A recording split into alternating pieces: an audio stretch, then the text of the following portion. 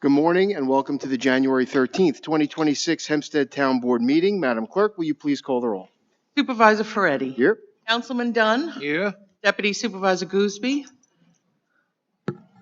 Deputy Supervisor. Just a second. Here. Here. Yes, thank you. Councilwoman Miller. Here. Councilman Muscarella. Here. And Councilman Schneider. Here. Thank you, Madam Clerk. Today we're joined by Tommy D. Hill Sr., who was born in Montgomery, Alabama, and raised in Roosevelt, Long Island. He attended Virginia Union University and earned degrees in communication, paralegal studies, and criminal justice.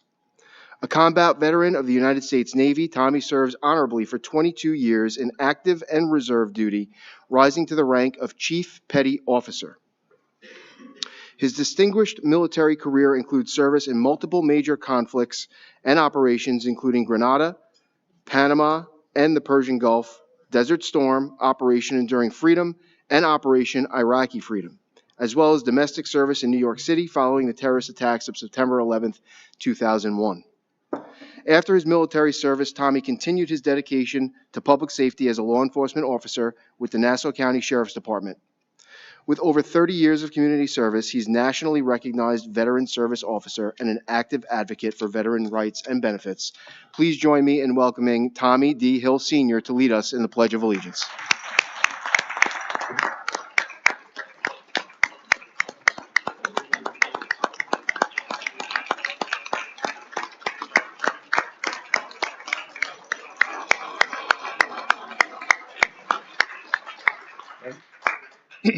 I pledge allegiance to the flag of the United States of America and to the republic for which it stands, one nation, under God, indivisible, with liberty and justice for all.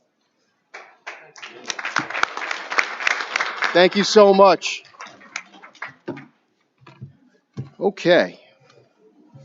Before we get started with the formal portion of today's meeting, the Hempstead Town Board and I are proud to recognize two hometown heroes this morning. On January 4th, Kevin and Jacqueline Cahill of Lido Beach were walking on the beach near their home when they smelled smoke. As they drove back toward their home on Lido Boulevard, the smell became stronger.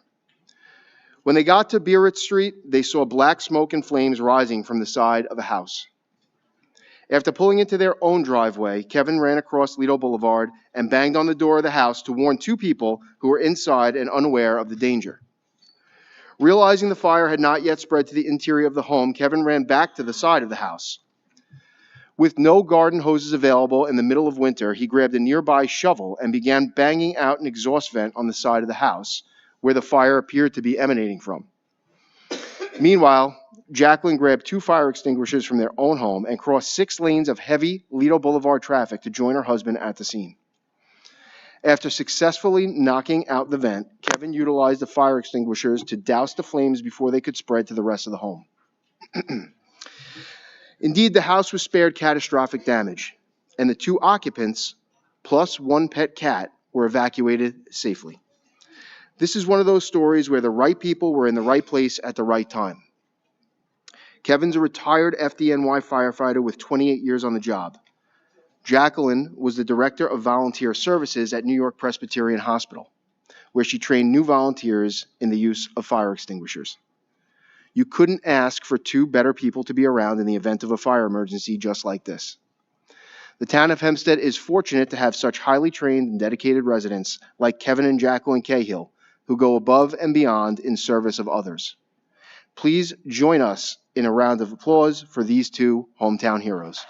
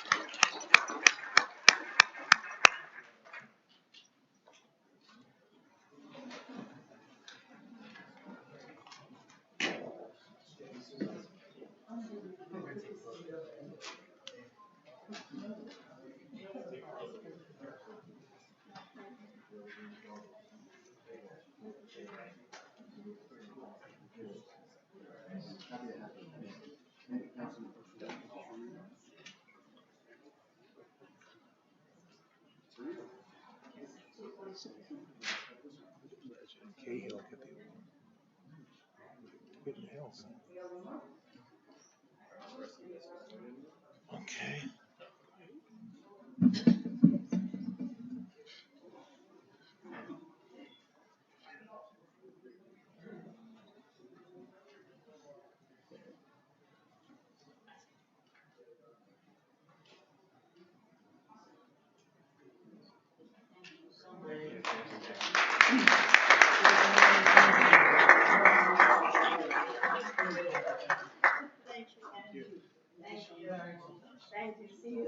Yes, see you very soon. Thanks again.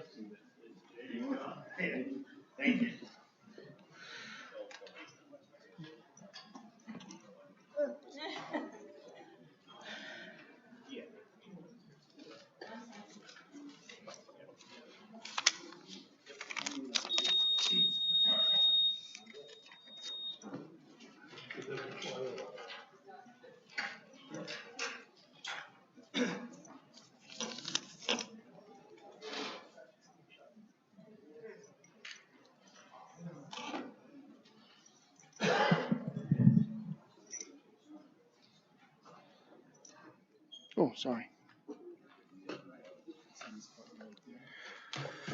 Okay, Madam Clerk, please call the first public hearing. Yes, on the first hearing, we have a proposed local law regarding regulations and restrictions to limit parking in Elmont and North Merrick. Thank you. Does any board member wish to speak on this item? Is there anyone here at Town Hall, any member of the public that wishes to speak on this item? Okay, may I have a motion? I move the public hearing be closed and the board adopt the item. Second. Supervisor Ferretti. Aye. Councilman Dunn. Aye. Deputy Supervisor Gooseby. Councilwoman Miller. Aye. Councilman Muscarella. Aye. Councilman Schneider. Aye. Madam Clerk, please call the next public hearing. We have a proposed local law regarding parking or standing prohibitions in Elmont, North Merrick, Seaford, Wantaw, West Hempstead. Does any member of the board wish to speak on this item? Any member of the public wish to speak on this item? Okay, may I have a The motion? public hearing be closed and the board adopt the item. Second. Supervisor Ferretti. Aye. Councilman Dunn. Aye. Deputy Supervisor Gooseby. Councilwoman Miller. Aye. Councilman Muscarella. Aye. Councilman Schneider. Aye.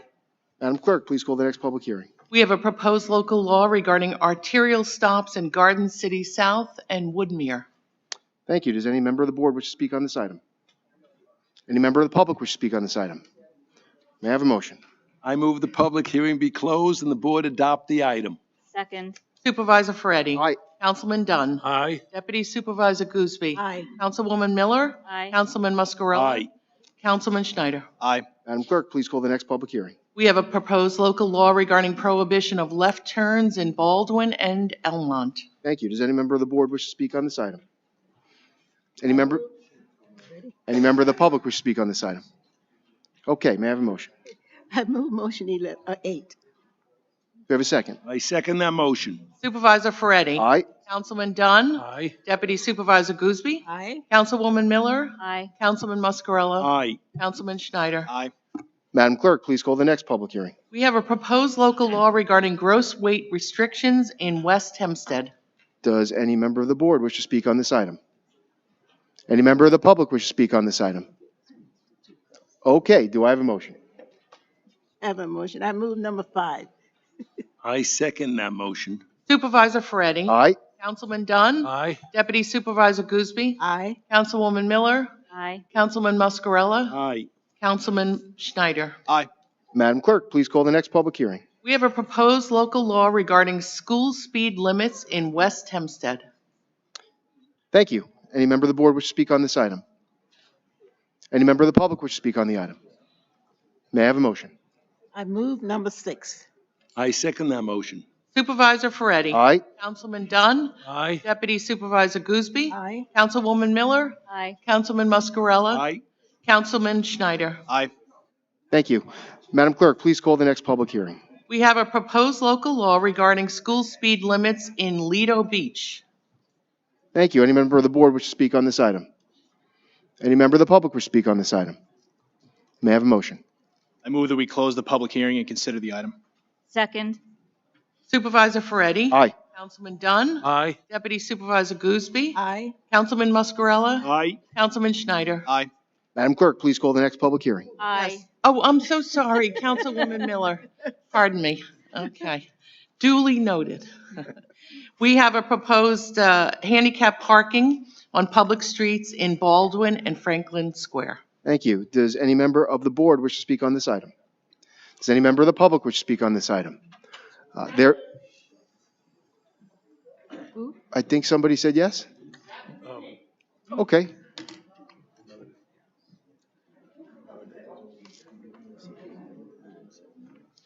Number 8? Yeah.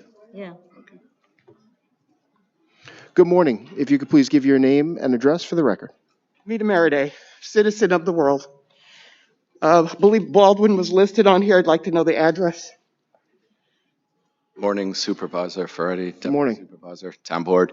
The location that we're repealing the handicap parking sign is in front of 3424 Colony Drive in Baldwin.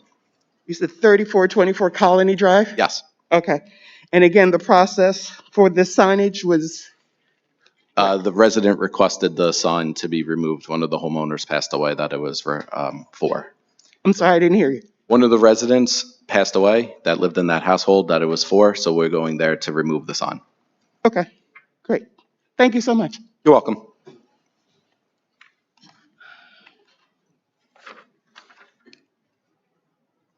Ma'am, any further comment? With regard to the handicap parking? Oh, No. with regard to that number? I was just taking a moment of silence because I just heard that somebody passed away. Is that okay?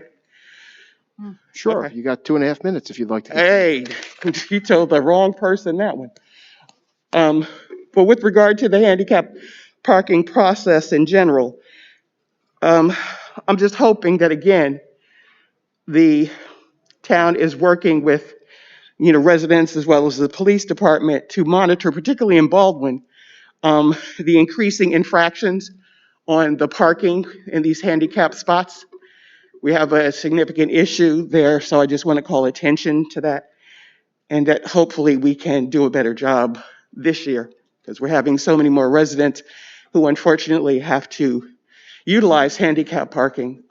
Like I myself, I've circled the parking lot to try to find a parking spot, and I think I'm probably parked between the border of, Cleveland and Columbus, Ohio, to get to this meeting. So I'm just hoping that we take a stronger focus on supporting those individuals and residents and taxpayers who have disabilities.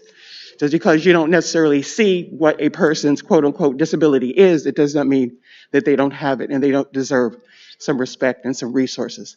Thank you. Thank you. Any further public comment? Hi.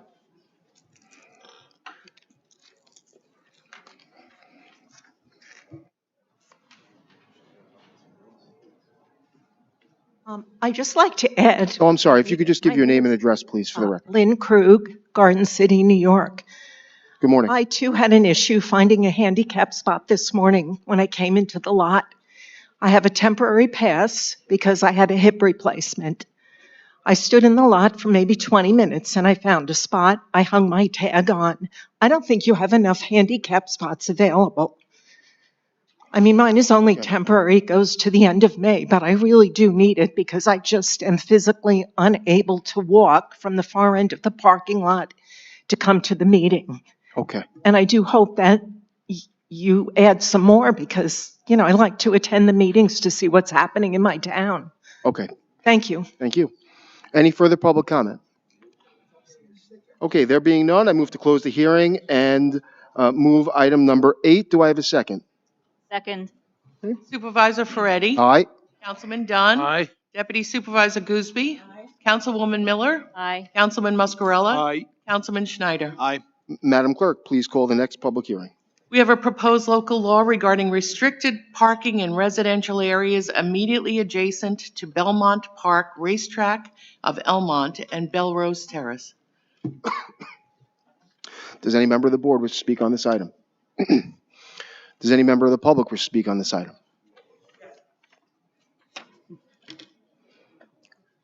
Good morning. If you could please give your name and address for the record. Good morning. Mita J. Meriday, resident of the world. Just like some more particulars, these kind of one-note wonders seem to be a little bit off-putting because residents are not getting full information in general.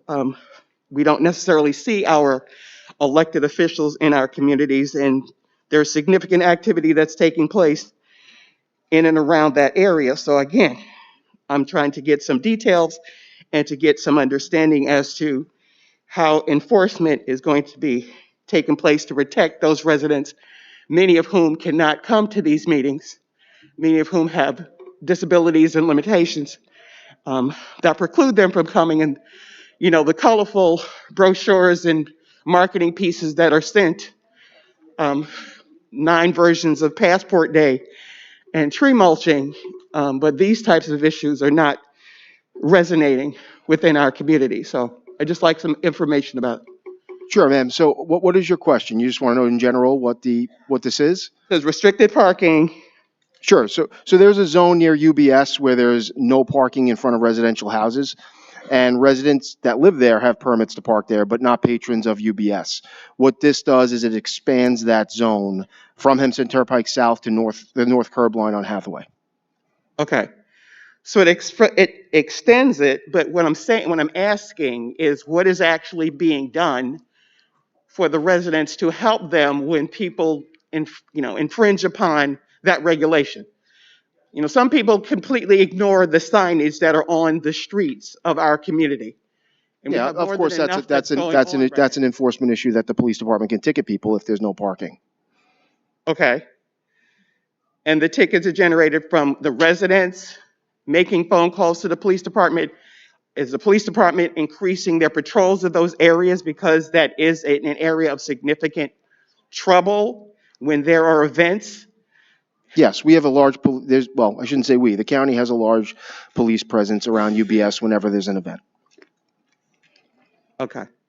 I don't think you're hearing me, but the important thing is that the information, or let's just say the request for the information, is on the record. But you want to do the blanket statement. I'm well aware of our police department and the work that they're doing, but I'm also aware of the resources that have been limited to them as it pertains to the community policing and the need for the town as well as the county to work together to, again, protect the interest of residents. Most respectfully, Ms. Maraday, do you realize that the supervisor and the town board of the largest town in America, by population, is now having a public hearing because residents on a certain block are concerned about their parking? So when you say that they're not concerned about the residents' thoughts, I think that's a little much. They are having a hearing because the residents in that area came to the town and said, on a hockey day,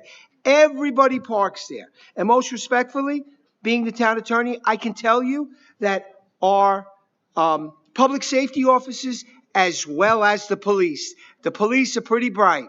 They know when to go there. When you don't want to pay $45, you park across the street on Hempstead Turnpike in certain residential areas, and they give a lot of tickets out in this area. So for you to categorize the town as not being concerned about the individual residents is a complete mischaracterization. Where do you get that they where Glen Cove, Oyster Bay, Brookhaven, the largest town board is addressing the concerns of the residents on a couple of blocks concerning parking? Should I applaud that statement or what? The truth hurts sometimes. Because you're mischaracterizing what I said and you kind of took up my time to say it. But what I'm asking is, as far as this is a good step, I'm just asking that there's more notification to the public about these particular actions versus all of the other high cost, expensive, redundant mailings that we're getting that pertain to public safety. And I'm a supporter of public safety and our police officers and fight for those that are committing suicide at an increasing rate. Thank you, Ms. Merde. Okay, any further public comment? Okay, there being none, I move to close the hearing and move item number 9. Do I have a second? I second that motion. Supervisor Ferretti? Aye. Councilman Dunn? Aye. Deputy Supervisor Gooseby? Councilwoman Miller? Aye. Councilman Muscarella? Aye. Councilman Schneider? Aye. Madam Clerk, please call item 10, the extension of town's BA residence zone. Yes, this is a proposed amendment of paragraph B of section 78, article 8 of the building zone ordinance to extend certain two-family uses until December 31st of 2030. Mr. Supervisor and members of the board, I request that the board adjourn the public hearing to February 10th, 2026 Town Board meeting. The town's title company needs more time to complete the list of names and addresses. I'll also note that item 68 on today's agenda recalls the public hearing for February 10th, 2026 at 10:30, so there's no confusion. Thank you, Mr. Town Attorney. Do I have a motion to that effect? So moved. Second? Supervisor Ferretti? Aye. Councilman Dunn? Aye. Deputy Supervisor Gooseby? Councilwoman Miller? Aye. Councilman Muscarella? Aye. Councilman Schneider? Aye. Okay, Madam Clerk, please call item 11, the public hearing to extend the temporary moratorium on battery energy storage system facilities. Yes, our last public hearing is a proposed local law regarding temporary moratorium on battery energy storage system facilities. Thank you. Does any member of the board wish to speak on this item? Okay, I do have numerous people that have signed in on item number 11, so we'll just go right down the list. And then once anybody who's signed in, the list is completed, I'll ask if anyone else wishes to speak on it. So first up, Linda Del Gaudio.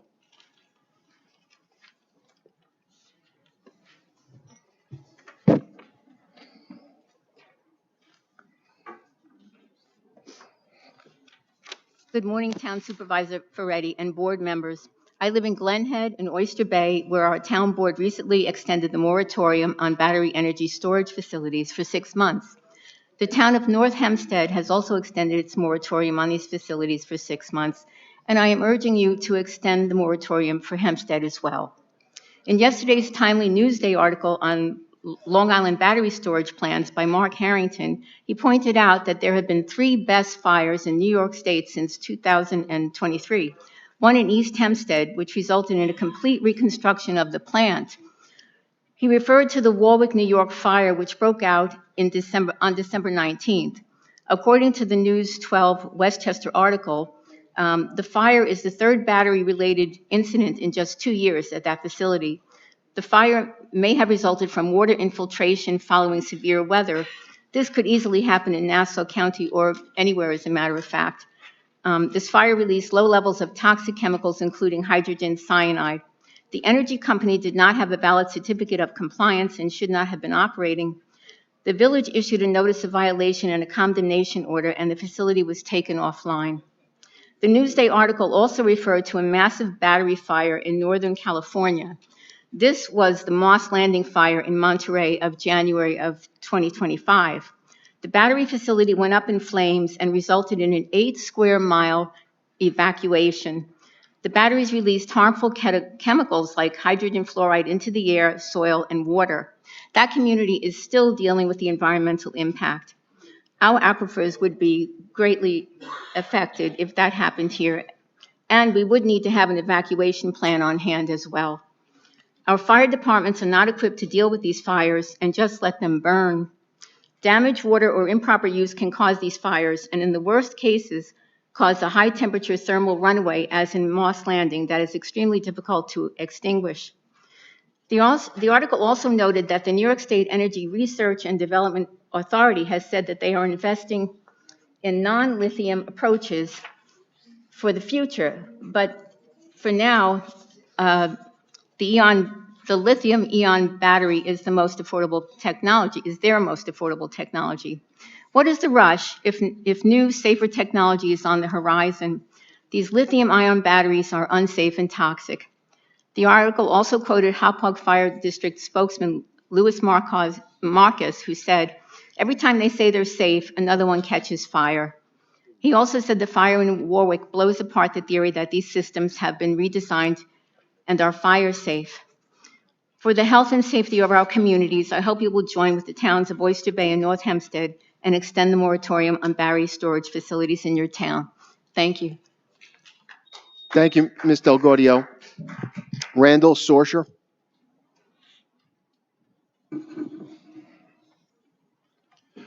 Good morning. Thank you for the opportunity to speak.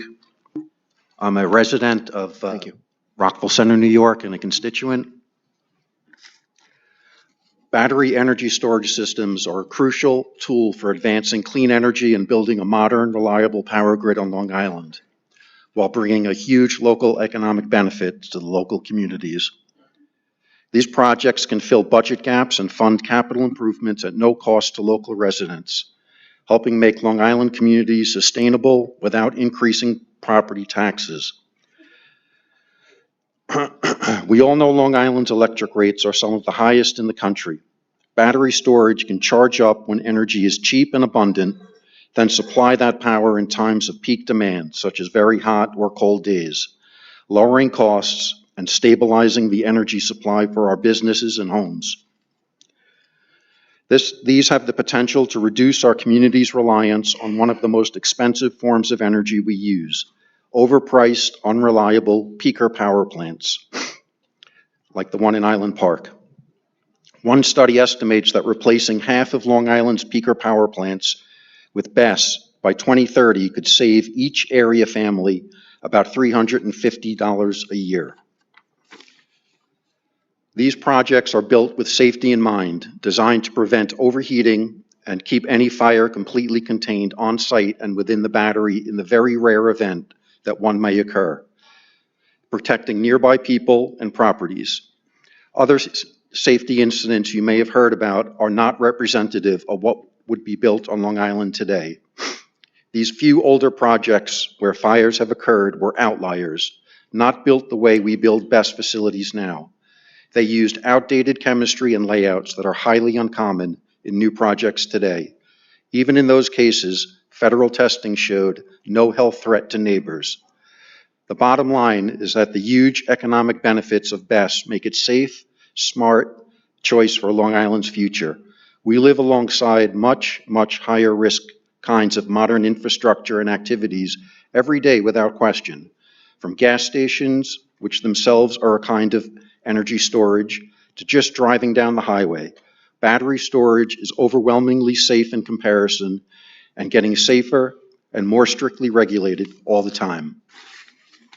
BESS is a cornerstone of cleaner, smarter, and more resilient power grid that will protect our communities. These facilities will not only allow us to maximize the benefit of offshore wind by storing energy for when it is needed, they will bring immediate reductions in our reliance on these gas plants, helping our communities breathe easier. I urge you not to extend the battery energy storage moratorium in Hempstead. BESS will provide a boost to our local economy. Battery projects create jobs during construction and provide stable, long-term property tax revenues for our schools, infrastructure, and emergency services. Okay, thank you, Mr. Sorsher. Thank you. Stacy Richardson.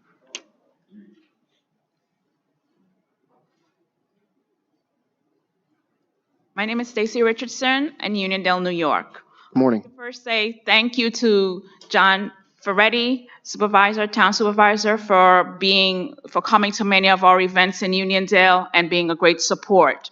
I appreciated the REITs across America. Thank you so much. Thank you. Also, Ms. Gooseby, thank you for coming and being a great support to our community throughout your time on the board. You have always been a great success to us. Thank you so much. Without further ado, I want to go into this topic. As a civil leader, I need to address the issue of the BESS station. I am here again to address the safety of our community and the surrounding communities and all that will be affected by these lithium battery storage facilities. I want to be quick and to the point. On December 5th, 2016, the lithium-ion battery storage facility was condemned by Warwick, which we already heard by our prior speaker. But keep in mind, this storage battery facility ignited 3 times. Also, please know that these fires cannot be doused. They must burn until they go out. Second, our fire departments, none of them between the Uniondale, Connecticut, wherever, whatever state you want to count, they cannot deal with these fires. The heat of these fires are tremendous. They have no way of evacuating thousands or maybe millions of residents all at once safely. The cost outweighs the benefit. Why do we have to pay on our PSCG bill right now for something that has not already been installed? Second, there are other forms of clean energy. You have propane, you have nuclear. New York State is right now investigating other forms of clean energy that's cost efficient to the consumers.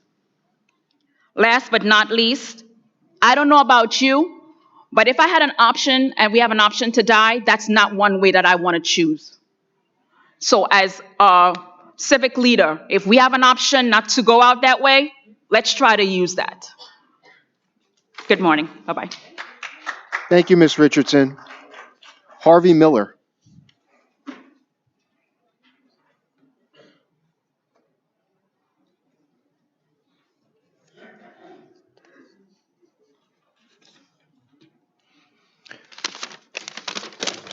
Good morning, Mr. Miller. If you can give your name and address, please.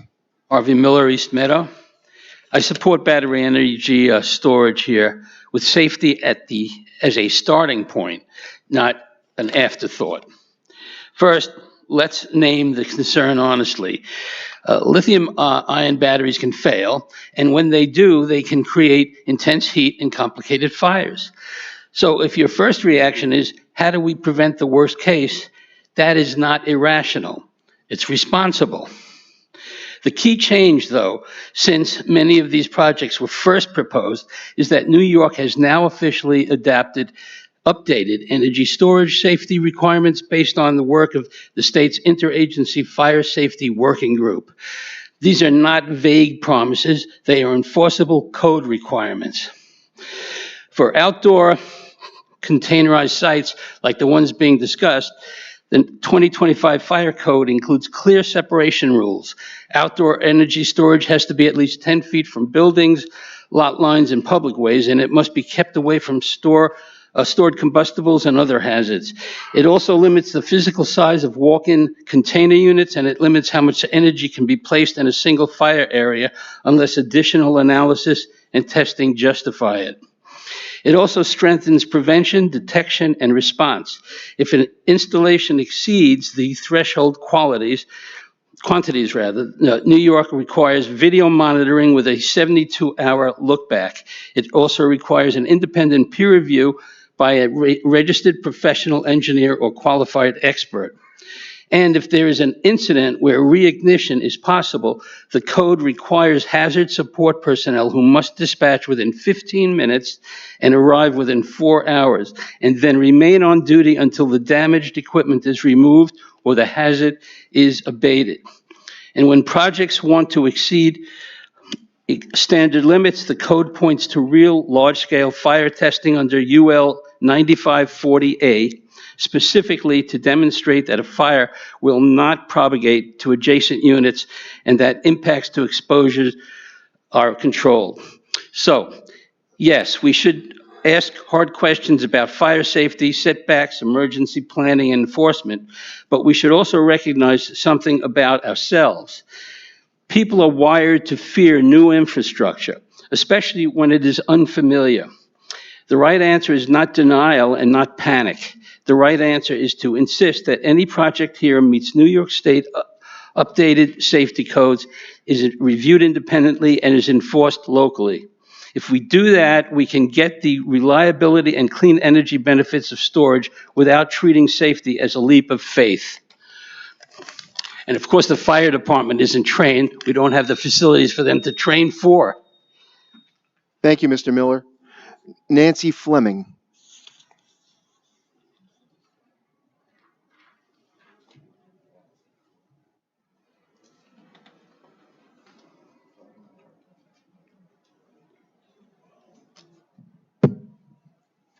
Hi, I'm Nancy Fleming from Long Beach. I'd like to voice my opposition once again to battery energy storage systems and to urge the town of Hempstead to place the safety and well-being of its residents first as the issue continues to move forward. The battery energy storage systems are dangerous, expensive, and basically unnecessary in light of President Trump's recent repeal of wind power. These are storage systems. If we don't have the wind energy that they say is going to obviously, or not obviously, generate electricity, then we certainly don't need these storage systems.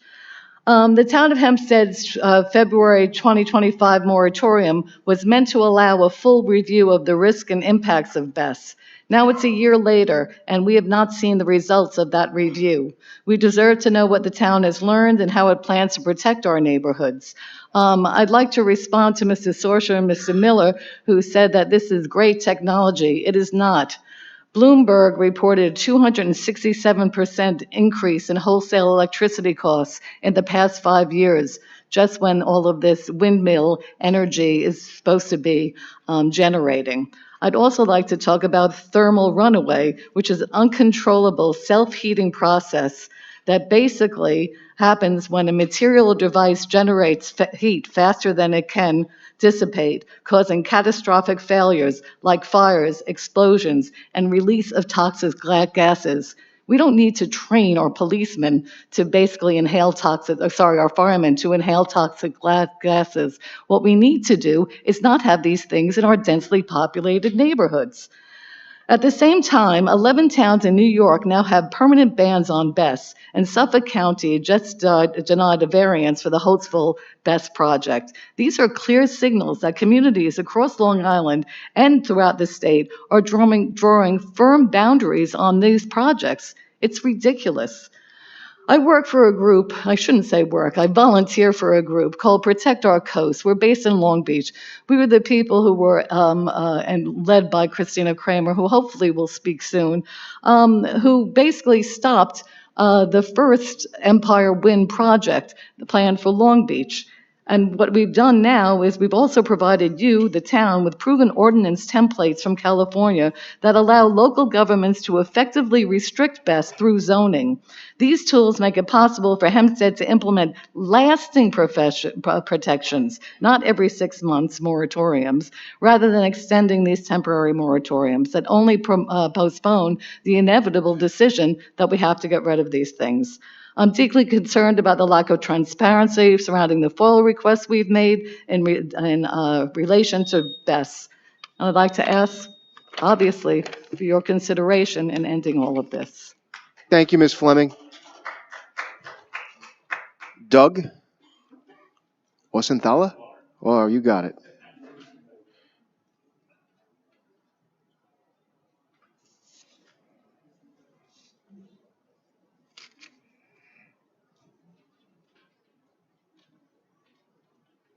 Good morning, everyone. Good morning. My name is Doug, my name is Doug Augenthaler, spelled Augenthaler. This is coming off here, sorry. First, Christine Panzeca sends her regards to the board and the town attorney. She's unable to be here today because of work requirements. I want to go through an article that was in Newsday the other day, if I could go very quickly. Last month, in Warwick, had the third fire in 2 years. The site's been condemned by Warwick. The owner noted that the fire was extinguished within 24 hours without injuries and maintained air quality around the facility. It was safe. I can assure you that when you take a battery comprised of toxic materials and burn it at 3,000 degrees, air quality cannot be maintained. There are toxics in the air, there are toxics that are going into the ground. You don't need equipment to measure that or equipment to figure that out. That's just common sense. That's obvious. Second point, it's important to note, this article said, that safety measures in place for this system and all of convergence systems in New York meet or exceed applicable codes and rules. But the facility still went on fire, didn't it? So those codes meant nothing. The problem is that you have a highly flammable material inside the batteries. Until you have better technology and remove that flammability, you're going to have fires. If you listen to the past comments about the codes, The codes don't say fires can be prevented. They say we're trying to control them better. There's going to be fires. If there are fires, there are toxins going into the air. Perhaps the most upsetting about this article was the comment from Convergent, which said Convergent is, quote, confident in our ability to manage risks. But they've had 3 fires in 2 years. That's an outlandish statement. How can they say that with a straight face?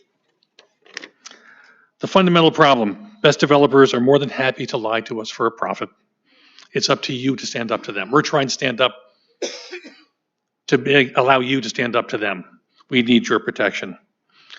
Are battery facilities getting safer? Yes, they are getting safer. Solid state batteries are safer than the old technology. Are they safe? No, they're still flammable. They will still go on fire. And fires aren't the only issue. Water quality is an issue. Water is a critical resource all along. We live on our groundwater. Anything you put into the ground, into the air, eventually makes its way down to the water. We don't have enough drinking water as it is now. There's no solution from the state about supplying new drinking water to all these new housing that they want to build. And these facilities will just poison more and more groundwater. This is a big holistic problem, not a battery problem. I encourage you to extend the moratorium and indeed at some point ban these facilities. Thank you very much. Thank you, Mr. Augenthaler. Next up, Vincenzo Sirachi.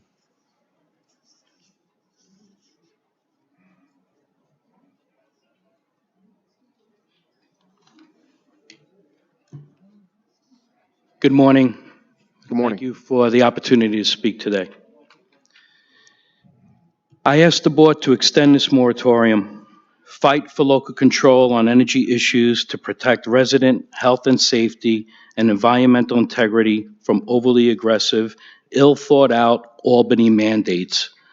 Albany turns a blind eye, allowing these renewable energy developers to threaten our lives, homes, and communities. These BESS LLCs know the dangers, don't care, and will walk away when the damage is done, leaving you to deal with it all.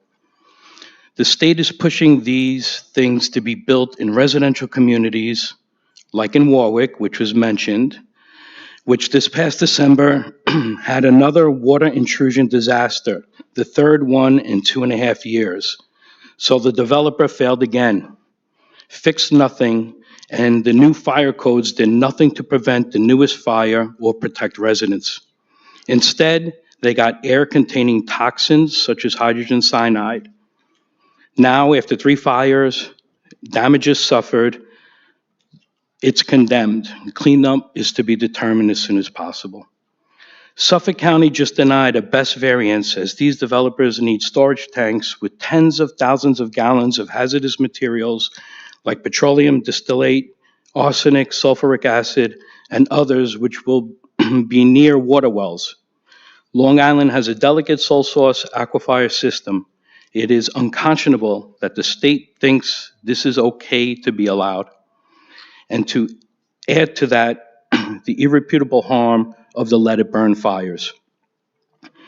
BESS will never be the long duration solution the state wants for its Propel cable project to export costly Long Island turbine engine energy to upstate.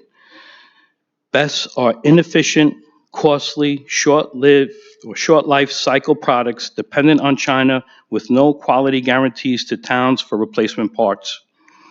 There are newer, better technologies coming along that are not volatile and toxic.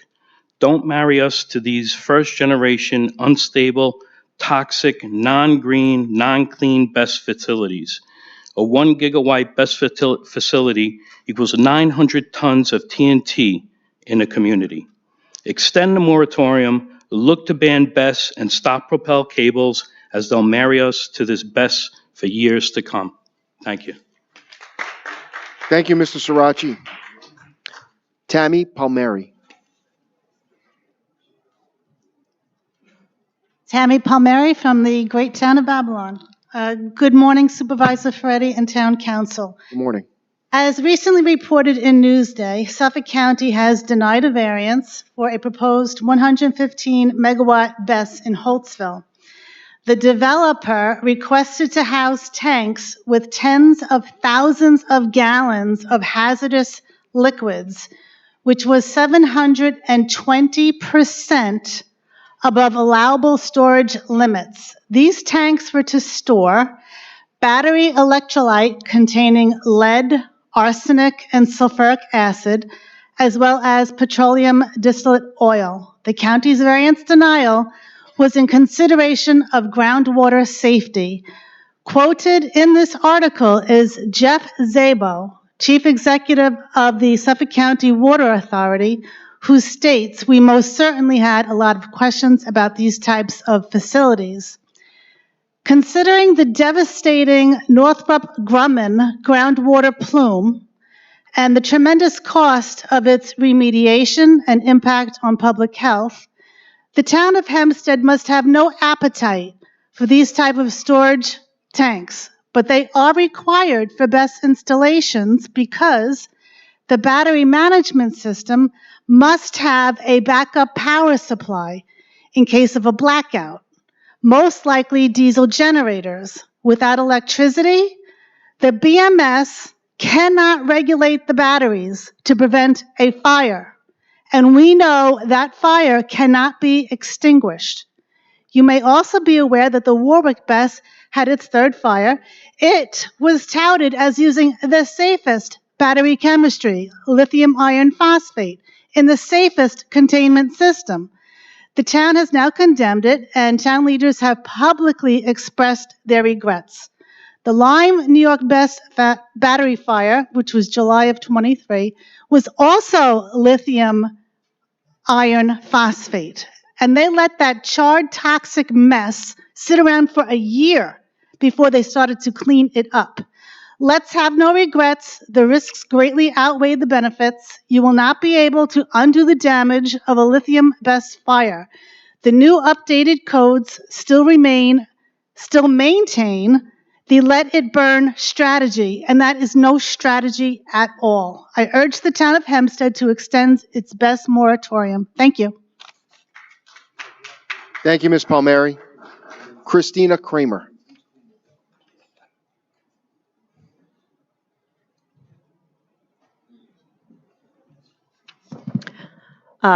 Good morning, everybody. I'm Christina Kramer, president of Protect Our Coast. We have over 6,000 members, and I'm requesting the current lithium battery storage system moratorium be extended until current zoning regulations are updated to prohibit these battery systems in residential communities, and the building permit be pulled in the interim.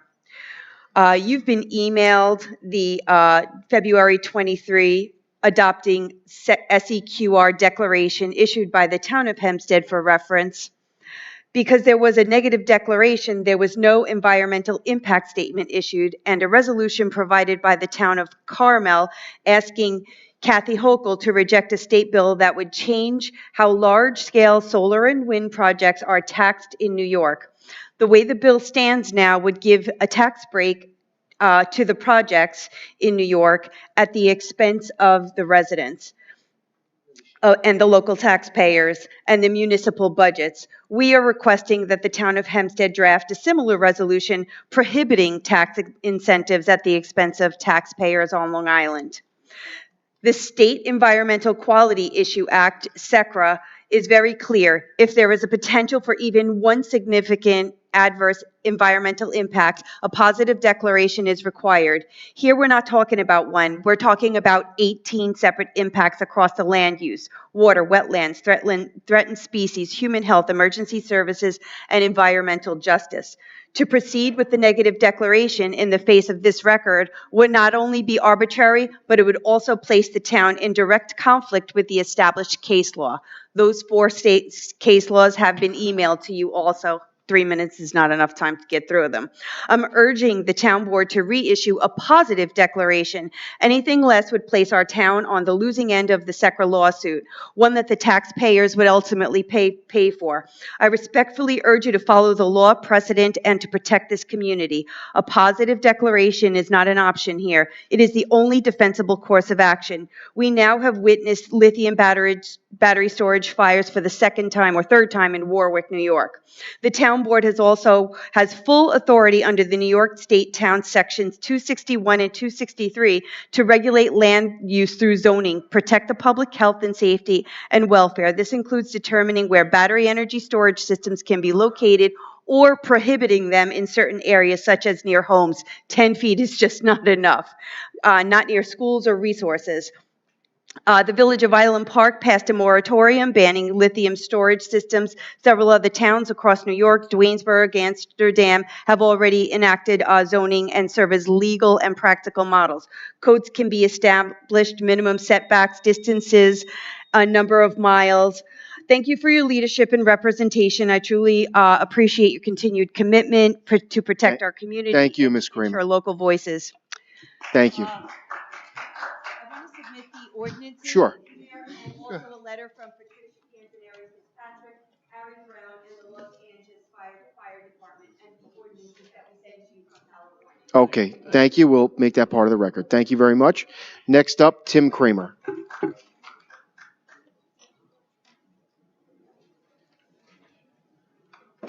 Thank you. Hi, good morning. Tim Kramer, Long Beach, New York. Good morning. In a modern society, it's critically important that a utility or a power plant provide continuous baseload power.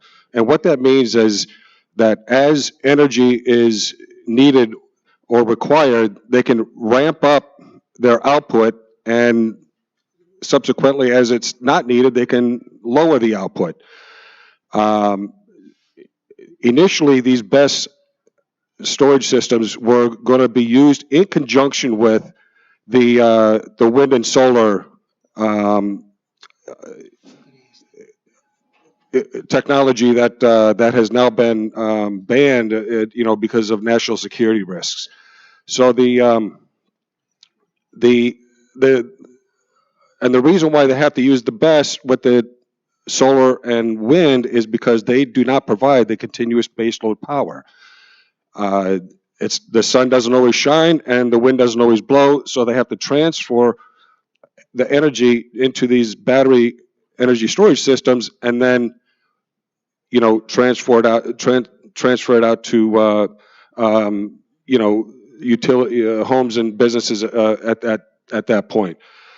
So the issue that I have with the BESS storage systems, not only with the safety hazards and the fire, you can't put them out, and all this, many great points that people have pointed out, is that these are private equity.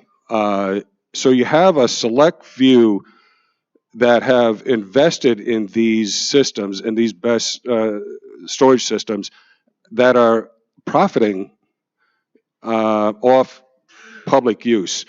And I have to take issue, one more thing, with the one gentleman mentioned that the fires can be contained. That's a really fragile word in this topic, because contain, first of all, you can't put them out, and it's not the actual flame or fire, it's the toxins that spew from the fire and cover a radius of, my wife, Christina, did some research on this. The radius of the toxins that spew from the fire is about 2 miles radius. So imagine Long Island in all of its congestion and traffic and population. If there's, God forbid, something happens, and it will happen. It's just a matter of time. Where do you go? How do you? And you need to do this immediately to try and evacuate people. It's a very dangerous, unaffordable system. Thank you, Mr. Kramer. Joan Matthews.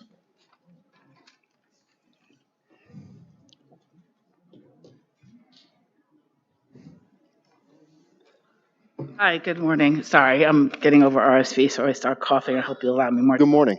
Good morning. So I just want to bring up some points. I got a little later. I'm not sure. I hope I'm not repeating stuff.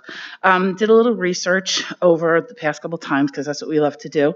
So just so that you know, the fires actually burn a lot hotter than a regular car fire battery.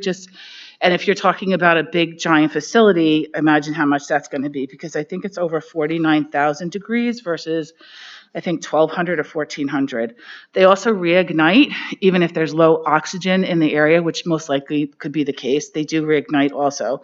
Our fire codes for New York State are definitely not up to par for what they are. They talk more about, it seems to be more geared towards electrical vehicles than massive battery storage facilities. There's been multiple fires.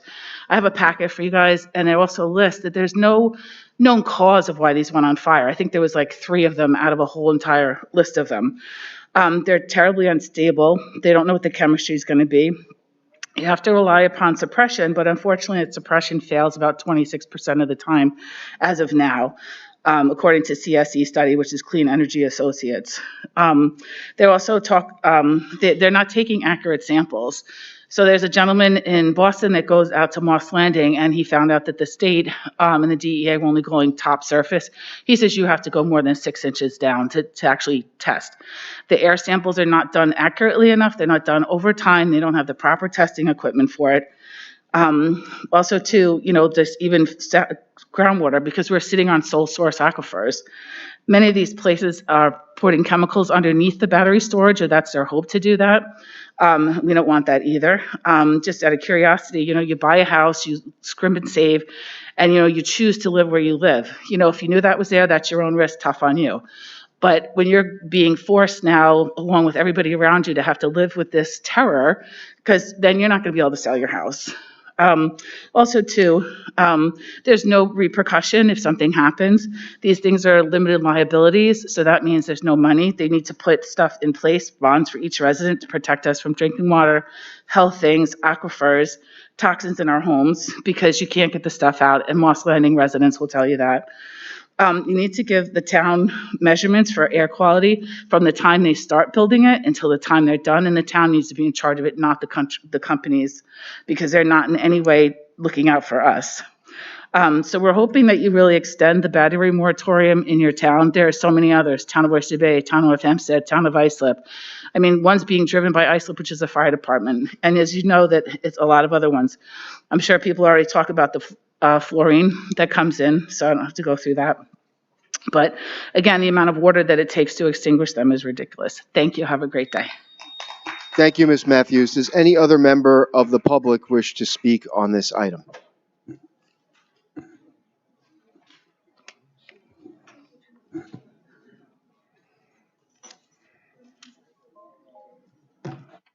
Lynn Krug, Garden City. I wasn't prepared to speak on this topic, but I do want to report something that happened over the weekend to my daughter. She recently moved from Austin, Texas to Rockville Center, and she bought a car for her 3-year-old to race around the apartment. And she's an engineer. She worked for Tesla. She knows her stuff. She noticed smoke coming out of this toy, and she immediately put it outside. And once everything calmed down and it didn't burst into flames, she immediately reported this to Target, and I think she notified the Consumer Protection Organization in Washington. She lives in the Avalon. This was a lithium battery that started. Could have been devastating for that community in Rockville Center. I think we need to outlaw the use of lithium batteries in our community. You have to stop the madness before it gets out of control and kills people. I'm so grateful that she was smart enough to put it outside and wait and then contact Target, but this is ridiculous. I mean, everyone made valid points. We have to save our community from destruction. It's suicide to allow this stuff to go on. So I really hope the board has listened to these great speakers today and will take it under consideration. We can do better. And thank you. I don't mean to speak 3 times today, but thank you. Oh, what the hell I do? Thank you. Does any other member of the public wish to speak on this item? Hello. Hi. How you doing? Still morning, right? Okay, good afternoon. I too agree with all of the sentiment. I love the fact that residents stand up for themselves, and I just love the fact that you have residents from some communities that, feel it's the best idea, and it works wonderful, and it's effective, but when it comes down to, digging a hole in the ground where they live, all of a sudden it becomes a problem. I don't want it in my neighborhood. We need to address, I said some, not all, but we can talk about this, whatever. It is relatively true. I'm hoping that the board takes that in consideration and doesn't do the usual okey doke when people are here. You're going to table a matter for now, and then when folks have to get back to their lives, their families, their jobs, that it's kind of approved and you move forward, and the rest of us have to take all that in consideration. And for those that, I'm not here with a mask because I have a cold or an allergy. I'm here with a mask because this environment here, these rugs, these chairs, the HVAC in here is compromising my already compromised condition as a 9/11 civilian first responder. And getting the information from the EPA, the then secretary who showed up one time on a clear blue sky day and said, there's no problem, air's good, everything's fine.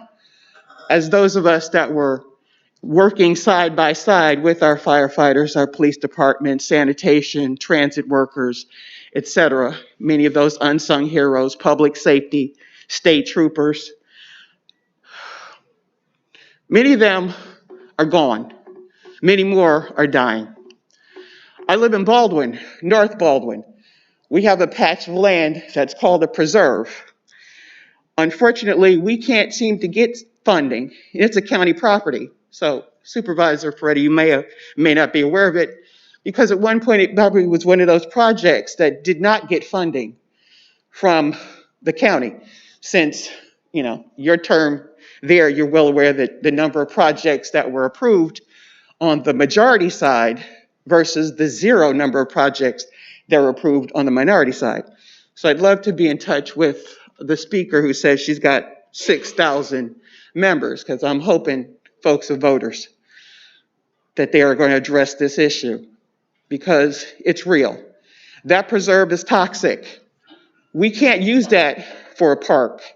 We can't use that to walk our dogs, to do anything with, unless we get the millions of dollars to fix the problem. We don't have the millions of dollars to fix the problem, to restore the lives, to have this type of facility in neighborhoods that others wouldn't. Okay, thank you, Ms. Meriday. Any other member of the public wish to speak on this item? Okay. Mr. Supervisor, before we Yes. close the hearing, I've presented to our town clerk a letter from the City of Long Beach City Board urging you, the town, to extend the moratorium. So I'd like to just make that a part of the record. All right, thank you. And so this is obviously an issue that people feel very strongly about on both sides. That's clear from this hearing today, and it's clear from what you read in the paper. So let me just tell you, while we will keep an open mind and do our due diligence, and we are waiting on a finalized environmental report from Nelson and Pope, this board is cognizant of the very, very serious risks of these facilities. And I think I could speak for all of my colleagues here up on the town board that we will never put we will certainly weigh those risks heavily and when we make our ultimate decision. So be assured of that. We are cognizant of them, we're aware of them, and we will never put our residents at risk. So with that being said, I will make the motion to close the public hearing on this item and move number 11. Second. Supervisor Ferretti. Aye. Councilman Dunn. Aye. Deputy Supervisor Gooseby. Aye. Councilwoman Miller. Aye. Councilman Muscarella. Aye. Councilman Schneider. Aye. Okay, Madam Clerk, please call the administrative calendar. Yes, on the administrative calendar, we have items 12 through 68. Thank you. Mr. Supervisor and members of the board, I would ask at this time that the board table items 30, 54, and 56 to allow my office additional time to review these resolutions. Thank you, Mr. Town Attorney. Can I have a motion to that effect? So moved. And a second? Second. Okay, so we will be clear. This is moving the administrative items 12 through 68 with the exception of 30, 54, and 56. Supervisor Ferretti. Aye. Councilman Dunn. Aye. Deputy Supervisor Gooseby. Yes, on the entire administrative calendar except for item number 55, on which I recuse myself. 30, yes, ma'am. Councilwoman Miller. Aye. Councilman Muscarella. Aye. Councilman Schneider. Aye.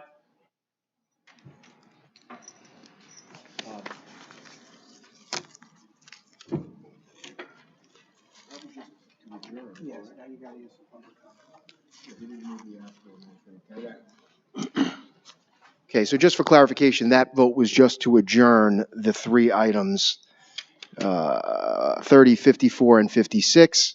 I will now ask if any member of the board wishes to speak on any other item on the administrative calendar. Okay, we do have some people that signed in on some items on the administrative calendar. First up, Mr. Chris Jacobs.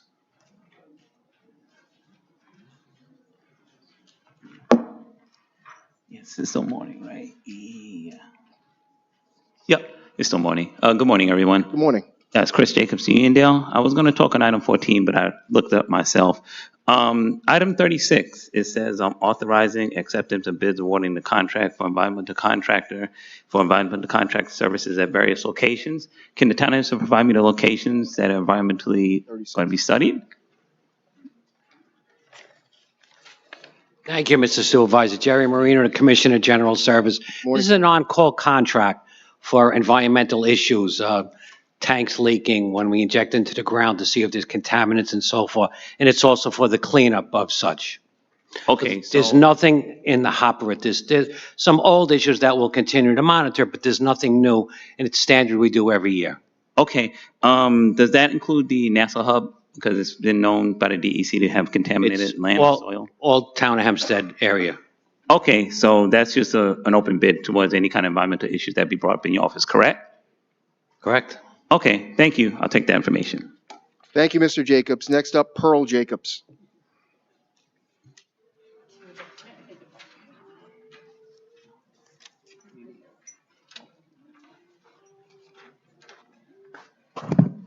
Pearl Jacobs, Uniondale.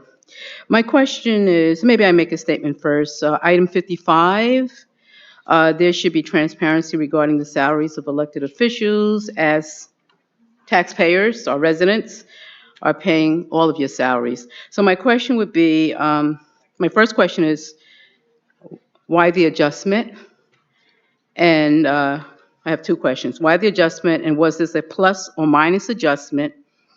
And what is the total compensation for Senior Councilwoman Superintendent Goosby's compensation? What's the total salary for her compensation? Okay, I'm going to ask Mr. Town Attorney to respond to that, but those numbers were published, but we will, of course, Well, Mr. I Town didn't see Attorney. them. Thank you.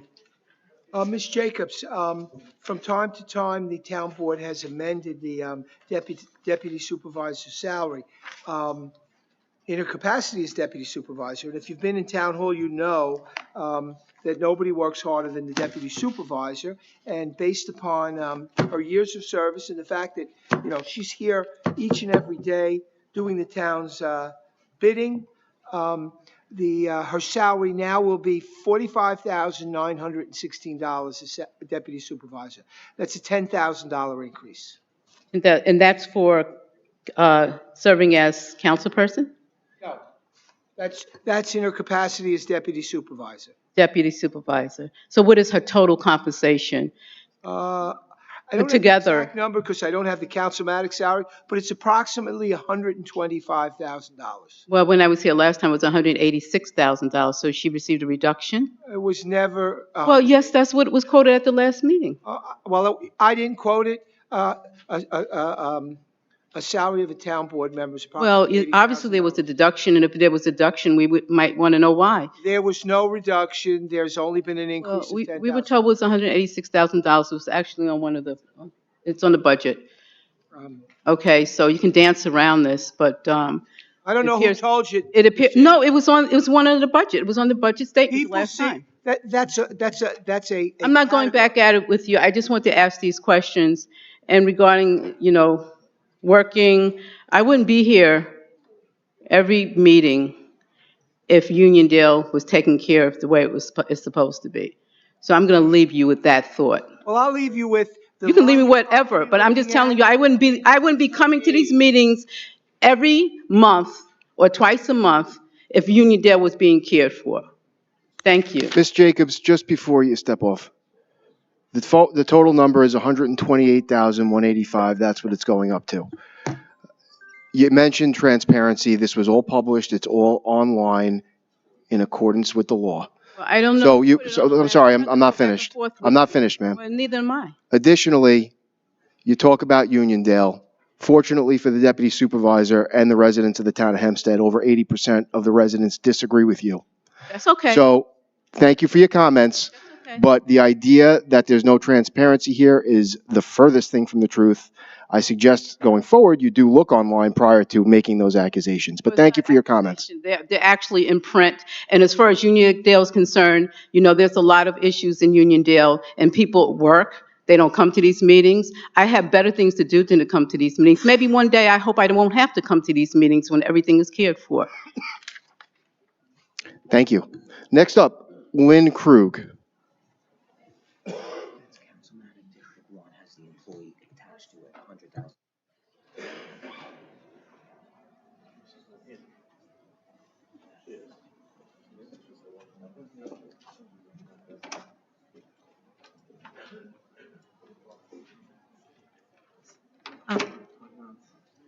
See, I think I had a question. Can you give me the resolution or the item I was talking about? I think it was number 17. You're accepting a community benefits donation, Town of Hempstead, Palmetto, RPT, LS, PROPCO, LLC. What is the relationship of this company to the Town of Hempstead, and what is the benefits donation that you're getting? Sure. The benefit donation we're getting at this point is $150,000. The entity that you're talking about is the Roosevelt Field Mall. They're doing an expansion, and which the town board approved, and pursuant to that approval resolution, the owners of the property realized that it will impact the town somewhat, and from time to time, as development has gone on in the town, we've gotten community benefits. So the total amount is $300,000. This is the first half of $150,000. Very interesting. Why would they have to pay the town for anything? I don't understand. Well, they have to pay the town for a number of things, one of which is a building permit. But in this case, when you develop certain properties, in instances over the last year or two, there have been developments in Baldwin that gave the town certain money that can be used for parks or improvements in that area. The town board will decide what they will use those funds for in the coming year to benefit the area around Roosevelt Field, I'm sure. I don't know. It just seems very disingenuous to me that someone would have to pay the town to get approval for a project. It just seems weird to me. Does anyone else agree? Or am I the only one who thinks that this is like not quite on the up and up? It's like pay to play. That's all I'll say. It's like pay to play. You pay me, I'll give you this. It's not the way I would do business. Thank you. Thank you. Does any other member of the public wish to speak on any item on the administrative calendar? We just have one, and ma'am, you can go right after.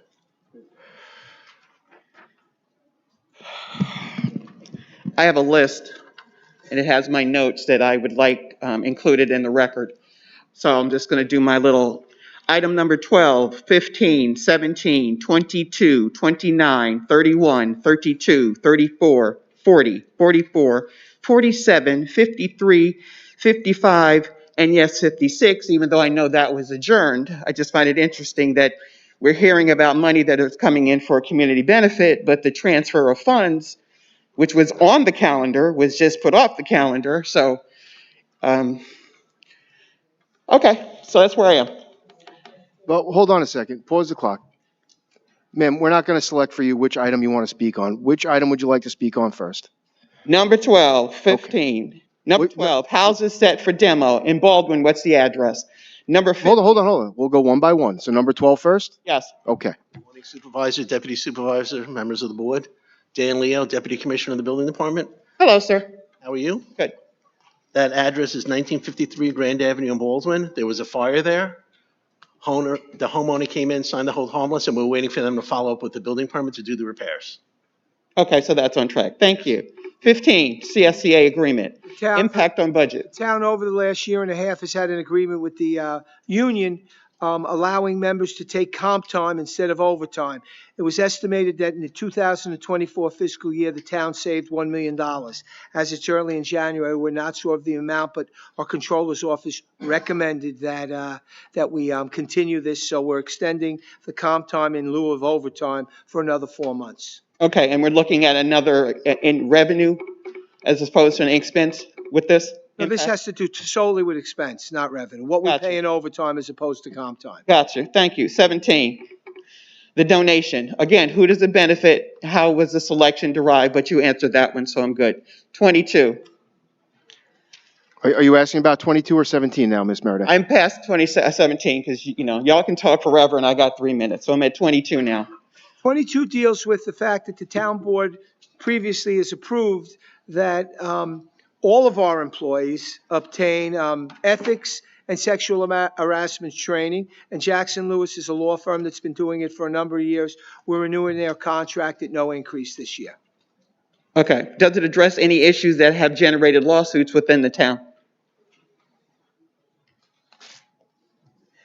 Not as a result of any lawsuits, but it doesn't mean that in the future, these types of things might not occur in the town. Okay, I would think you might want to incorporate that so we can get less lawsuits. Just saying. 29, Levittown water tank. Again, I believe that has already been addressed, so I'm good with that. 31 and 32, Kathleen Murray. Who is that? Ms. Murray is our town clerk, and Kimberly Vittorio is an employee in the town clerk's office. The state of New York requires us to have certain individuals with their tasked with making sure that birth certificates and death certificates and those records, which are very important to our residents, are properly administrated and done. And these are appointing them to those positions. It's something that's been done to the town clerk, for the town clerk, for decades. So Kathleen Murray is actually Kate Murray, and this became important for 2026. It wasn't important in 2025? Ma'am, we're here to talk about the administrative calendar before us, not last year. So do you have any further questions on that item? It's done every year, Ms. Meredith. So it's a reappointment. All right, that's all you had to say. Thank you. 34. You have a question? 34, why can't the roads be completely repaired as they are in some select locations? What's the cost of work over time? Patches constantly pop out requiring refills. That's my question. Why are we doing patch outs and not repairs? Well, they are repairs. Patches are repairs, but you can't. Patches are not repairs. In some communities, it's just, popcorn. In other communities, it's new roads. Okay. So if you would have let me finish, I was going to say, you can't repave roads in these weather conditions right now. There's freezing temperatures. You can't repave a road. You can only patch potholes. But they don't get repaired. We don't always have freezing temperatures, Supervisor. We do right now. Some of these communities, and let's see how some of the town roads look pristine, and some of them look like a race course track. Anyway, moving on. 40. Youth programs. What committees are involved? Who determines the distribution? How much is being spent and on what?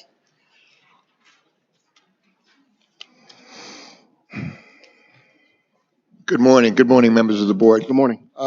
This is a contract with the New York State Office of Children and Families, whereby the county receives the money from New York State. The money gets funded to the town, it's approximately $170,000. It goes to various organizations within the town, such as the next item, which is item 41, the New Horizon Counseling Center for various counseling services, youth services, and it's basically a pass-through from the state to the county to the town. Who determines who gets the money? Well, we have various organizations within the town that request through the council people. They are investigated, they are monitored, and if the town board then decides that a particular counseling center in a community is worthy of having a program, then if the money is available, we try to fund those through contracts with the various organizations. And you have a list of the groups that are going to get these funds? These particular funds, I can tell you, not now, but I can get you a list of those organizations which we do fund through our department. Thank you. Planning and Economic Development. I appreciate that. 44, I see some diversity, but there's still a few regulars. What is the selection process? Any women, minority, or veteran-owned businesses in this group? Well, we put out articles in Newsday and the local papers requesting services and requesting any organization to apply architectural services or engineering services. We then have a committee within the department that assesses and evaluates those, and then we recommend certain of these companies. We do comply with minority and services that are required as per state law, and basically yearly we ask and we publish requesting different companies to submit to us. Okay, but how can we never note that these companies are possibly minority-owned, women-owned, or veteran-owned? Well, once we put out the requests, we get these companies. We're not then publicizing which ones are and which ones aren't minority service companies. We take them in the evaluation process. We evaluate all of the requirements that we need and the expertise that's being provided, and we accordingly abide by the law. We don't then publish which ones are minority, which aren't, and why each one was approved or not approved. We rarely disapprove any company if they have their licenses and they are qualified. We take them and issue as we go along different contracts for different programs which we are doing each year. Thank you. 45, 53, and 55 kind of tend the same way. I just want to know why are we having separate items with regard to 55. I am due a few seconds because the clock seems to speed up even when other people are talking. I need to get this on here. 47, the purpose of the council itself, when patronage, cronyism, and nepotism are the hiring models, what's the mission? And the compensation for the deputy supervisor, why isn't the councilmatic district separated so that residents get fair representation? And if she's doing all of this work as outlined by the town attorney, she should focus on being the deputy supervisor. Okay, thank you, Ms. Meriday. Okay, Ms. Meriday, we got you. Thank you. I just gave you 30 extra seconds. I don't know how much nicer I could be. But in any event, any other members of the public wish to speak on any item on the administrative calendar? Yes.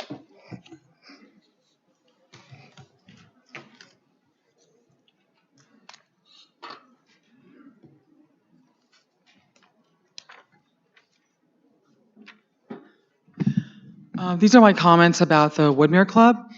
I think it's number 54 that you've adjourned. Ma'am, can you give your name and address? Yeah, sure. Is this on? Okay, yeah, hi. Good morning. Okay, Paris Popak. I live in Lawrence, New York. Okay, so is there an item on the administrative calendar you want to speak on? It's just 54. 54. Yeah, please. Okay. Good morning and Happy New Year. Thank you, Supervisor Ferretti and the Town of Hempstead Board for hearing me today. I am Paris Popak, a community advocate who has lived in Lawrence for 30 years. For 7 years, I've been actively fighting against overdevelopment in the neighborhood and specifically the Woodmere Club property in numerous capacity representing my community. Now that you have approved the Woodmere project, I want to make sure that certain issues are handled properly and won't negatively impact the community. Traffic. Were the traffic studies done by objective independent companies or were they conducted through the developer? Because on July 1st, their engineer or representative stated that the 400 cars would have no impact on the surrounding areas. That statement alone should have raised red flags here and motivated you to do an independent traffic study. It certainly inspired Hannah Burdett, a land use consultant and urban planner, to create a petition listing a number of clear directives for the town of Hempstead to protect our community. For you to implement to protect our community. The petition now has 931 signatures. This petition was emailed to you in the past, and I emailed it again today to you this morning. I'm requesting that that petition be part of the minutes. I can send it directly to the town clerk if I need to, if that's what you want me to do. Her requests for the traffic studies were complete traffic analysis, including Broadway, Central Avenue, West Broadway, and Peninsula Boulevard. Peak hour studies that capture school pickup drop-off times and actual bumper-to-bumper conditions. Regional traffic displacement, where will all the additional cars go?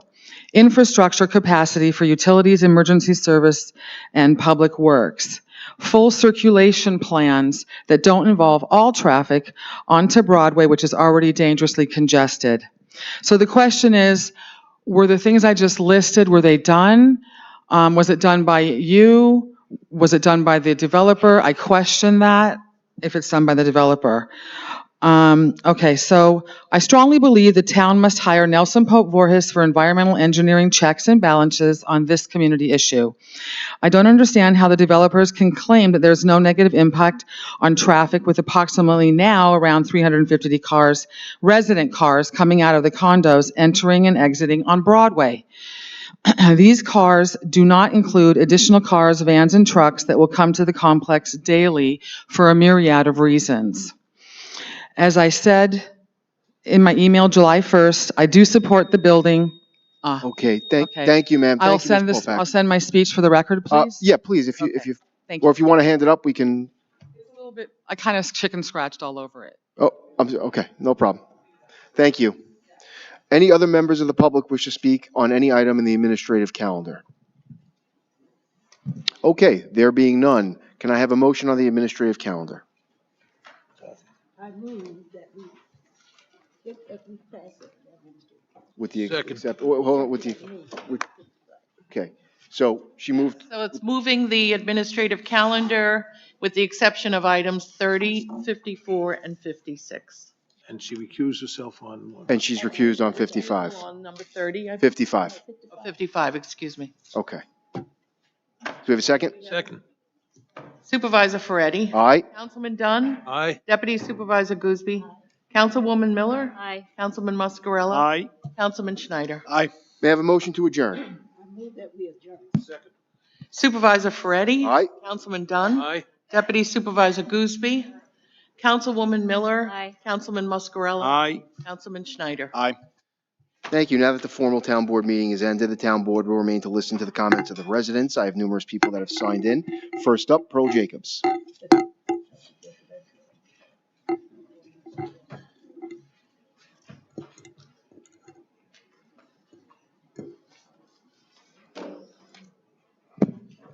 Pearl Jacobs, Uniondale.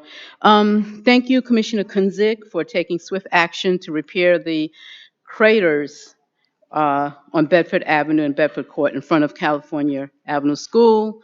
And we are looking forward to total reconstruction of these roadways this coming spring. Thank you. Supervisor Ferretti, have your flyer, your mailer here, and it says John Ferretti is also protecting our water supply, investing $200 million to ensure pure and plentiful drinking water. Commissioner Reinhardt, I appreciate your recent update regarding the decrepit Uniondale Water Tower, referred in Uniondale to as Old Rusty. I would ask that the Uniondale community be provided with updates regarding this project as this project moves forward.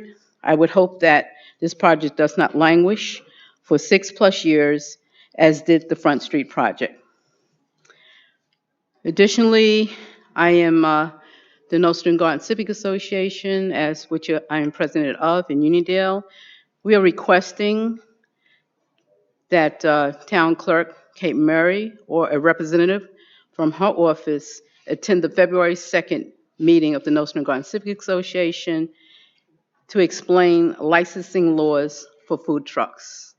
As our streets and our byways are inundated with these food trucks, I actually spoke, one of the commissioners from the fire department told me that when they're going to a fire, when these trucks are going to a fire, these food trucks are parked all over, and it impedes their view, and it impedes how they navigate through Uniondale Avenue, which is only a 2-lane street. I do understand what they're saying, because sometimes these food trucks not only impede the fire trucks, they also impede the buses and the school buses and the cars. So having these food trucks languish in our neighborhood, in our community, and especially on our only main roadway, when we have enormous amount of traffic, is absolutely unacceptable. It's a safety issue. And people are asking me questions about these food trucks. I told them that I would come before the town and ask that our town clerk or representative from her office would attend our next meeting, February 2nd, to explain the licensing regarding food trucks. That's all I have. Thank you. Thank you, Ms. Jacobs, and thank you for bringing to our attention at the last meeting the potholes in front of the school. I want to also join you in thanking Commissioner Kunzig for immediately responding to both your request as well as my request to get those potholes filled. Next up, Stuart Kroll.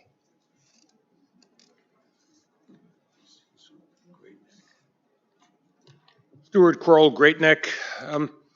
I came here today to speak because I could no longer sit back and watch the miserable conditions the animals at our town shelter are facing.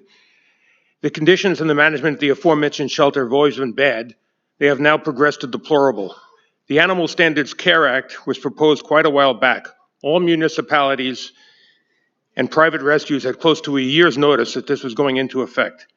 It is also important to note that there will be no fines or penalties whatsoever for lack of compliance throughout the next year. The town no longer allows constituents to walk through the shelter to look at dogs to potentially adopt them. They are claiming the presence of people will make the noise standards too high, and that this will violate the new limits. This is beyond stupid and patently cruel, not only to the animals themselves, but to the people who want to adopt them and give them good homes. Their idea is to look at a tablet and decide what animal you are interested in without seeing it. As somebody that spends about 6 days a week at a local cat rescue in Freeport, I'm very much aware that adoption is based upon a feeling you get when you meet the animal, how you interact together. It is not a sterile process. The town had a year to institute whatever soundproofing techniques they wanted to do and that were necessary to comply with the new standards. Why wasn't this done? We had plenty of time to do it. We all know that shelter leadership doesn't want any citizens there if they can possibly avoid it. More and more animal protection laws are being enacted every day. This is an ongoing trend. Another simple solution would be to limit the amount of people in the adoption area at any given time, but the answer is not 0 people. I'm reasonably certain that if a few town officials wanted to visit the shelter, they will not be denied because of a potential violation of noise standards. These animals do not deserve to have their chance of being adopted cut down significantly because a few bureaucrats don't want citizens in a taxpayer-funded shelter. It has also been brought to my attention that dogs are confined to their crates for long periods of time. This is cruel and will lead to more unadoptable animals, and we know from painful experience in this town, when there are dogs that are shipped off, we know what terrible fate awaits them. You can commit capital offenses and get more time out of the crates than they do. In summation, animal cruelty is clearly occurring both to the animals at the town shelter and the people that want to adopt them.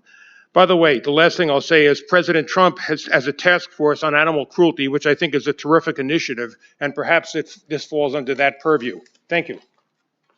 Thank you, Mr. Kroll. Just so you're aware, residents are still able to see the animals, see the dogs. There are not 0 people allowed in the shelter. That's not accurate. There are tablets, you're right. You could pick out a dog, which if you wish to, you can meet and greet in the shelter. So it's not accurate that you can't interact with the dogs. And in fact, actually, our adoptions are up since this new policy has gone into effect. Next up is Paris Popak. I believe she left, Mr. Supervisor. Okay. Next up is Monica Kiley.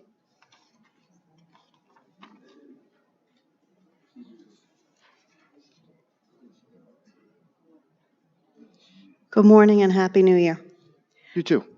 I'm here to speak about gambling zoning and also ask for information about development plans for the Nassau Coliseum property known as the Hub. It's 72 acres of taxpayer-owned land, resident-owned land, and I think we deserve to know about what's going on there. Last summer, this body rezoned the property to include gambling as a legal use anywhere on the 72 acres. Even though there was not a viable project in sight. The Sands had already backed out of their casino bid, and there was no one on the horizon to take their place. Common sense would tell you nobody stepped up for that, and nobody did step up for that. However, for some unknown reason, this body granted gambling zoning to the holder of the short-term lease, 42 years, Las Vegas Sands. This was in direct opposition to the wishes of your constituents. Residents understand that casinos suck the lifeblood out of local economies, bring increased crime, traffic, and a host of social and environmental ills. One has only to tour Atlantic City to understand the benefits of a casino. I encourage you to roll back the ill-advised zoning for gambling in 2026. Let's move forward with responsible development of this project, of this property that benefits our communities and does not include gambling. My second request is that you honor your promises for transparency and tell us what is planned for the hub, because we know that there is a plan. You didn't okay gambling for nothing, right? Something's going to happen there. We are very concerned about the possibility of a huge slots casino at the Coliseum, something similar to what they have at Aqueduct. It's not a wonderful thing for the local community. The vast majority of residents are against a slots casino in the middle of Nassau County, which we saw when they tried to install one more than 10 years ago at Fortunoff's. The vast majority of residents are against this. Can you assure me that slots will not come to the Coliseum? Can you give me that assurance? Okay, so I have to assume the opposite, that there is a plan that the VLTs that Nassau County OTB owns, the one. Thank you, Ms. Kiley. Okay, next up is Lynn Krug.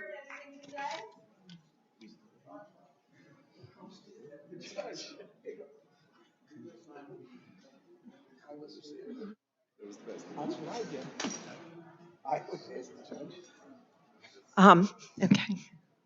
Lynn Krug, Garden City. I want to call your attention to a mail flyer that went out in October 2025. This was sent by Supervisor Ferretti, and he's very proud of Moody's maintaining our bond rating. Recently, I read in the newspaper that there was a notice that indicates the town of Hempstead missed its deadline to file audited financial statements for 2024 fiscal year, violating its promise, which is called a continuing disclosure undertaking to bondholders, which is crucial to transparency and likely triggering notification requirements to investors and town bond participants about this default. Well, you didn't submit the 2024 audited financials on the requested time. The failure to do so violates a promise. It's a legal agreement with investors who bought the bonds. So my question is, the town must file these statements as soon as possible. When will this be done? It has a market impact. Such notices often get filed with the Municipal Securities Rulemaking Board via the electronic municipal market access, impacting the town's reputation and borrowing ability. I guess you don't pay attention to calendars. That was evidenced when you didn't show up for the contempt hearings when the Supreme Court heard your case. But now this is affecting our bond rating. And this delay, by not filing, will lead to increased scrutiny or potential penalties impacting future bond rulings. So what are we doing about this? Why did we miss the deadline? Don't you have people who work for you who know what the deadlines are? This is inexcusable. This is an audit violation. And I take this very seriously because I spent my career in auditing. What are we doing about this? Are we allowing this to happen, and why? And my question is, when is this going to be submitted? I guess you don't know. Very interesting. This is serious. This is going to affect your Moody's rating and the town finances. This was just reported. I don't understand the delay. Does anyone understand the delay here? Are you concerned? We should be. We pay enough in taxes. Get a calendar. Everyone uses their iPhone to record their important dates. You should be on top of this. You wrote this in October. I thought you had your finger on the pulse. It doesn't look like it. Thank you. Thank you, Ms. Krug. And just in case you want to check the calendar, we actually did show up for the contempt hearing. We testified, and the judge threw it out, the applicant's application for contempt, just so you're aware. Okay, anybody else wish to speak in public comment?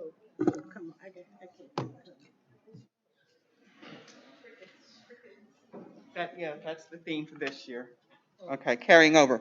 Crickets is the theme for this year. And folks feel comfortable, I guess, because of everything that's happening on the national market and the national arena. I'm sorry, it feels like we're being sold off everywhere and sold out every place else. This is very concerning, and the fact that the transfer of funds item was adjourned didn't give me the opportunity to put my questions out there about any more rainy day fund allocations of the ARP or COVID money that should have been used for community services. So from what I've been hearing earlier, it's more of the same for the town of Hempstead, which does not bode well for the taxpayers that look like me, an African-American woman, who had to fight so many challenges over time, over the course of history, standing in a building that my ancestors laid the concrete for, but couldn't live in the communities that they helped to build here. And we're going back to that. We're going back to that revisionist, divisive history where people of color are being denigrated, where women, their rights are being completely overlooked, where our senior citizens are just completely disenfranchised, but for all of the work that they did, for all the sacrifices that they made. The unifying efforts where there's silence when people talk about diversity, equity, and inclusion. And that fourth aspect of it, justice, where we're avoiding the rule of law, but we're focusing on nepotism, patronage, and cronyism. That's not benefiting any of us when we forget the least of us. We need to do better. We have to do better. But unfortunately, there are those that are very apathetic, very disinterested, and that's causing the rest of us to have to step up to fill in the gaps. But step up we will, as best that we can. And sometimes you may feel comfortable because you were elected in a position because you achieved a majority by those who had to make those sacrifices. But as I speak, someone in this township is stealing my money. Newsday may take their time to find it out, but it will get found out. And all parties that are involved, all relatives that were a part of the process, will be taken to justice. That's my New Year's Okay, thank you. resolution. Does any other member of the board, public wish to speak?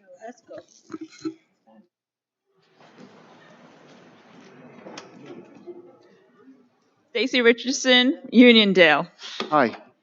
Hi. I would like to just make a plea as a civic leader who brings community programs and meet with our residents monthly. That I'm aware that the parks close early. Now they have a new time, and it to accommodate the taxpayers and the residents and to be able to inform them. I'd like to request at least one day a month to have residents meetings till 9 o'clock. It's not, I don't believe it's, a budget breaking just to have an employee stay till like another 2-3 hours in the day just to accommodate us. I would gladly appreciate that. And last but not least, I would like to request what's going on regarding our tennis courts. Our kids want to play on our tennis courts, and we did know that a grant was submitted, and Uniondale was going to be part of the grant. And we would like to know if the project would be started and when, so we can look forward to a grand opening at our tennis courts to play pickleball or tennis. Okay, thank you, Ms. Richardson. We have our Deputy Commissioner of Parks here, Kyle Megan, in the back. So if you want, once public comment ends, he could just give you an update as to the grant that you're referring to. I don't know the specific grant that you're referring to, but Kyle can look into that with you, all right? Thank you for coming. Appreciate it. All right. Hello. Good afternoon. Chris Jacobs, Uniondale. Regarding what Monica has said regarding development at the hub, when Nassau Coliseum sits now. It's my opinion that based on the fact that I did talk about item 36, which is authorizing acceptance of bid for environmental contractor. First, with gambling, I don't see how gambling is financially stable due to the fact that Jake's is expanding and they're going to have two full-fledged massive resort casinos in Queens, which is right over there. So it's aiming at a very small demographic of people. So it's just a failure on site. Also, the fact that I wanted to bring up in public comment that whatever goes at the Nassau Coliseum site, which is the Nassau hub, definitely the town of Hempstead, because they're in charge of zoning that environmentally in particular, due to the fact that that's already there, like the contaminated aquifer and the contaminated soil, Uniondale being identified along with Hempstead and Roosevelt, and Uniondale in particular, with just a higher rate of asthma due to high air pollution, due to our massive traffic we have all around the town of Hempstead and Nassau County, that whatever goes there, the environmental factors should be taken into consideration and mitigated so that no matter what goes there, whether it be something entertainment-wise or something, I prefer a hospital that actually helps people because they'll get sick from the pollution and have to be treated. So whatever goes there should have the environmental factors reduced. Mitchell Field left contaminated soil, a contaminated aquifer. We have no new roads, but more developments going up around everywhere, and that increased our traffic, increased our population. So definitely something that I would like the town to make sure is that whatever development goes at the hub, that environmental factors are taken into consideration and mitigated before something further burdens the communities like Uniondale and all the surrounding communities of the town of Hempstead. And thank you. Thank you, sir. Does anybody else wish to speak during public comment who has not already spoken? Okay, I thank you all for coming, and I wish you a good day.